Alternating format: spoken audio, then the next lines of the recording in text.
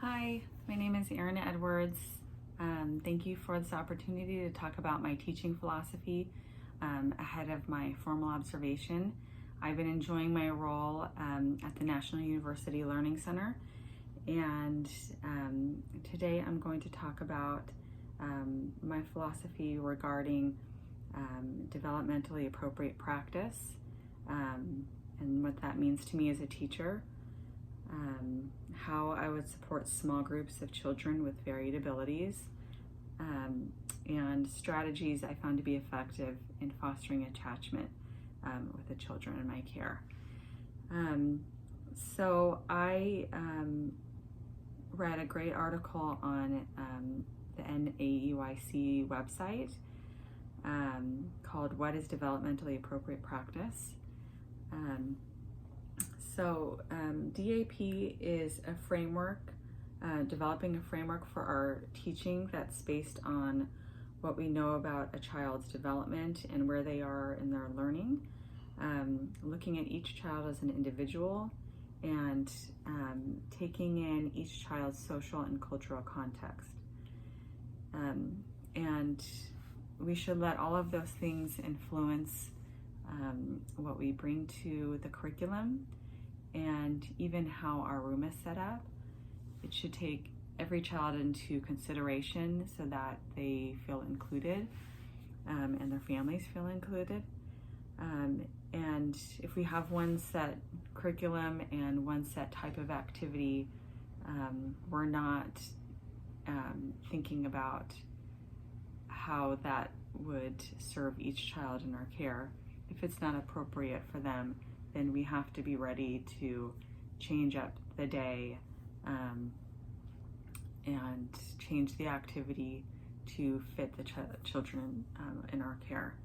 And the way that we can make sure that our activities are developmentally appropriate is by knowing what milestones each child would be accomplishing at their age.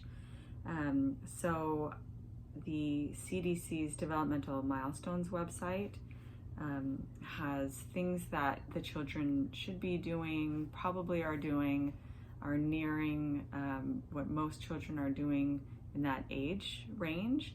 So I looked at 1-year-olds, 18-month-olds, and 2-year-olds for this infant and toddler program. And I noticed that in the 1-year-old and 18-month-old areas, it mentions that 1-year-olds are starting to feel nervous when separated from their parents and aren't comfortable with strangers. And 18-month-olds is pretty much the peak of their separation anxiety, what they'll be going through. And so I recognize that I'm going to have to be very comforting and responsive to if they're having a hard time in the morning at drop off, and even throughout the day when they're missing their parent or whoever is taking care of them. I'll make sure to have an assistant nearby so that I can comfort a child and they can be taking care of the other kids and making sure that they are engaged. And then I noticed on the 2-year-olds that they're starting to be more independent and curious.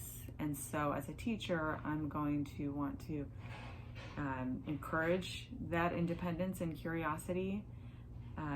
One of my favorite ways to encourage curiosity is when a child tells you something that they're curious about, which at that age, they're curious about everything. And so, for example, they may say, "How are trains made?" And instead of saying, "Well, I think that they're made by 1, 2, 3, I say, I wonder." And then they start to wonder, and we start to wonder together, and they might come up with an idea of how something is possible, or we may think of something together, and that will lead us into an activity maybe. Or we'll just give them an idea for play, and maybe they'll go to the train set or something like that. And I'll encourage that independent play that they're very capable of. Attachment is really important at this age because young children can only thrive in relationships. Children can have a secure attachment to many different adults, definitely their parents or their grandparents, whoever their caregivers are, and their teachers as well. And we want them to have a close bond with us so that they're comfortable separating from their parents, and also so that they're comfortable